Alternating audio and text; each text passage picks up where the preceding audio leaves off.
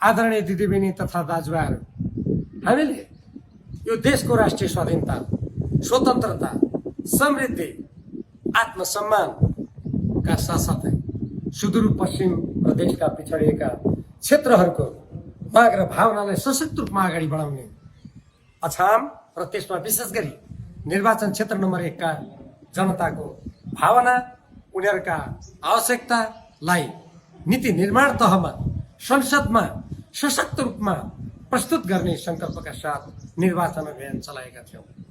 त्यो निर्वाचन अभियानको सिलसिलामा अछाम जिल्ला क्षेत्र नम्बर 1 का आदरणीय दिदीबहिनी तथा दाजुभाइहरूले देखाउनु भएको गहिरो माया, समर्थन मेरो हृदयमा अटल रूपमा रहेको छ। यही समर्थनको परिणामस्वरूप निर्वाचनको आज अन्तिम क्षणमा तपाईहरूको अमूल्य 10,233 मत मैले प्राप्त गरेको छु। केवल 526 मतले म तपाईहरूको इच्छा आकांक्षालाई, यो राष्ट्रको स्वाधीनता र स्वतन्त्रताको झण्डालाई औपचारिक रूपमा संसदको भवनमा प्रस्तुत गर्न नसक्ने भएको छु। तर पनि मैले यो देशको हितको लागि, जनताको भलाइको लागि, अछामी जनताका भावनाहरू, मागहरू अनुरूप नीति निर्माण तहमा दृढतापूर्वक अगाडि बढ्ने जुन संकल्प गरेको थिएँ, त्यो संकल्पबाट म रत्तीभर पनि विचलित छैन। यस घडीमा मलाई आफ्नो अमूल्य मत दिने अछाम जिल्ला निर्वाचन क्षेत्र नम्बर 1 का सम्पूर्ण आदरणीय दिदीबहिनी तथा दाजुभाइहरूलाई विचलित नहुन, आफ्नो देशभक्ति, राष्ट्रको हित, जनताको भलाइ, न्याय, सत्यको पक्षमा अटल रहन म हार्दिक आह्वान गर्न चाहन्छु।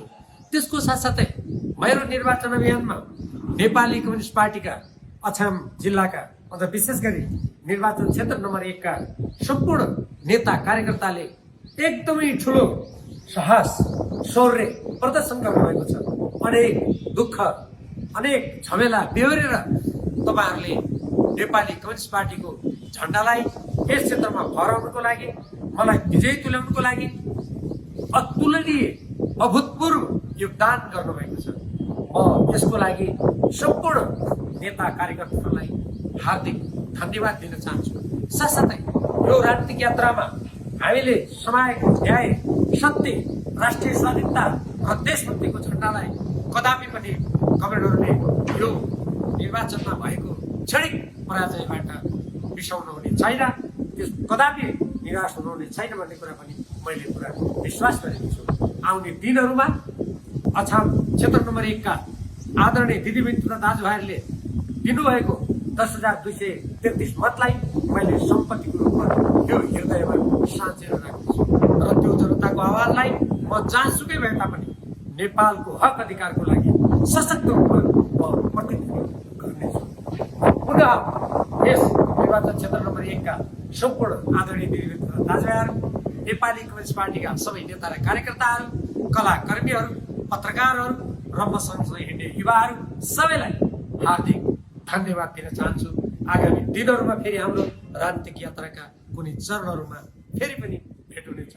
धन्यवाद।